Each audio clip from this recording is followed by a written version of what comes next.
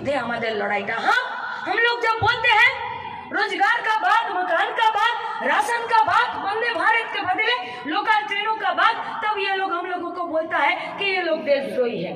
देशवासियों के लिए अगर सवाल उठाना देशद्रोहिता है तो ये देशद्रोही वाला काम हम एक बार नहीं 1000 बार करना चाहते हैं। और उसके साथ ये भी बात बोलना चाहते हैं कि जो अंबानी अदानी का यार है असली में वो देश का गद्दार है। আর যারা গরিব খেটে খাওয়া মেহনতি মানুষের তাদের বেঁচে থাকার জন্য প্রশ্নগুলো গোটা ভারতবর্ষের সামনে তুলে ধরে, তারা হচ্ছে এই গোটা দেশের মানুষের জন্য তারা কাজ করছে। তাই আমরা আপনাদের কাছে আবেদন করতে এসেছি, ভোট দিন সুজন চক্রবর্তীকে।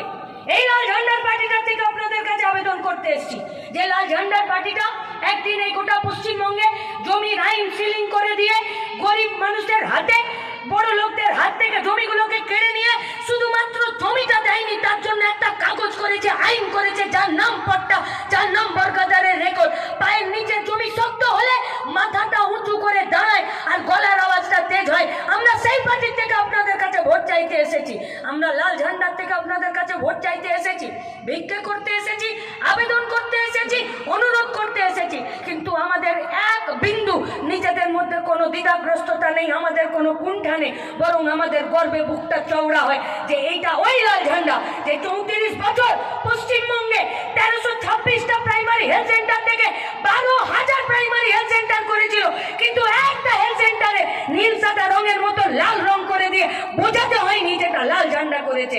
কারণ লাল ঝান্ডারা মনে করে যে আমরা ক্ষমতায় নেই, আমরা দায়িত্বে আছি, মানুষ দায়িত্ব দিয়েছে সেই दायित्व पालन करते হবে। चिलो तो 34 बच्चों लाल झंडा पार्टी का।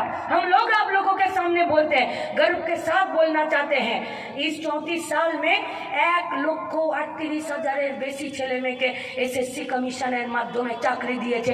কোনো হবু শিক্ষিকাকে নিজের মাথার চুল ঘুরে করে নামিয়ে মিডিয়ার সামনে প্রতিবাদ করতে হয়নি। আমরা সেই পার্টিটার পক্ষ থেকে আপনাদের কাছে ভোট চাইতে এসেছি। মমতা ব্যানার্জির মতন কোনোদিন বন্ধ হয়নি যে লাইব্রেরিতে এই বইটা পড়বে, কলেজে ওই খবরের কাগজটা দেখবে, আর টিভি চ্যানেলের এই চ্যানেলটা দেখবে। আমরা সেই পার্টিটার পক্ষ থেকে ভোট চাইতে এসেছি। 34টা বছর যখন এই পশ্চিমবঙ্গে এই পার্টিটা তারা দায়িত্বে থেকেছে, নিজেদের দায়িত্ব, মানুষের দেওয়া দায়িত্ব পালন করেছে, তখন এই পশ্চিমবঙ্গে গণতন্ত্রকে রাখার জন্য আর গণতন্ত্রকে নস্যাৎ করার জন্য কখনো পুলিশ পাঠিয়ে ধর্মঘটকে ভাঙাতে হয়নি। আজকে কাদের বিরুদ্ধে লড়াইটা? কাদের বিরুদ্ধে? চোরদের বিরুদ্ধে লড়াইটা। কাদের বিরুদ্ধে লড়াইটা? যারা চালাকি করে এই রাজ্যটাকে আসলে উচ্ছন্নে নিয়ে চলে যেতে চাইছে তাদের বিরুদ্ধে লড়াইটা। অপমান করেনি তৃণমূল কংগ্রেসের পার্টিটা এই পশ্চিমবঙ্গের মানুষকে? অপমান করেনি এই তৃণমূল কংগ্রেসের পার্টিটা এই গোটা পশ্চিমবঙ্গের গরিব খেটে খাওয়া মেহনতি মানুষের ছেলেকে? অপমান করেনি এই পশ্চিমবঙ্গের তৃণমূল কংগ্রেসের পার্টিটা? আজকে গোটা পশ্চিমবঙ্গের এই সংস্কৃতির কালচারকে নষ্ট করে দিয়েছে। কারা ঘুষ দিল? কারা ঘুষ নিল? আমরা ঘুষ দিতে চাইলে কাকে ঘুষ দেব? ঘুষ দেবার কোন কাউন্টারগুলো আছে? মমতা ব্যানার্জির নেতৃত্বে ব্রাত্য বসু, পার্থ চ্যাটার্জি, মানিক ভট্টাচার্য এরা যদি ঘুষের টেবিল না খুলতো পশ্চিমবঙ্গের কোনো ছেলে মেয়ে ঘুষ দিতে যেত না। তাই এই পাপ তৃণমূল কংগ্রেসের, আর এই পাপের শাস্তি তৃণমূল কংগ্রেসকে পেতে হবে। তৃণমূল কংগ্রেসকে এই অপরাধের শাস্তি পেতে হবে যে तृणमूल कांग्रेस आज के पुलिस के आईन माफिक काज करते देय ना। हम लोग आप लोगों से विनती करना चाहते हैं, दमदमेर माटीते আমরা জানি না আপনারা কতটা এই আতঙ্ককে, এই অসহায়তাকে বুঝতে পারছেন কিনা, কিন্তু আপনাদের কাছে আমাদের প্রশ্ন।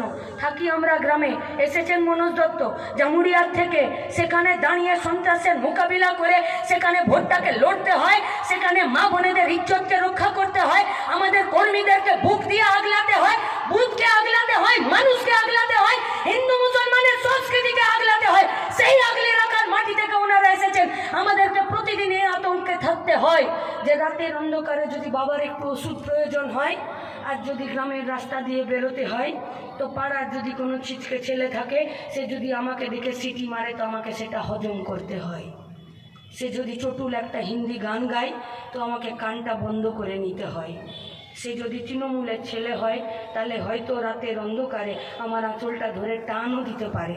আর যদি পুলিশের ছাতা মাথায় থাকে আর বাপ যদি তৃণমূলের নেতা হয় তাহলে আমাকে হয়তো ঝোপের মধ্যে নিয়ে গিয়ে আমার সাথে কোনো কুকর্মও করতে পারে।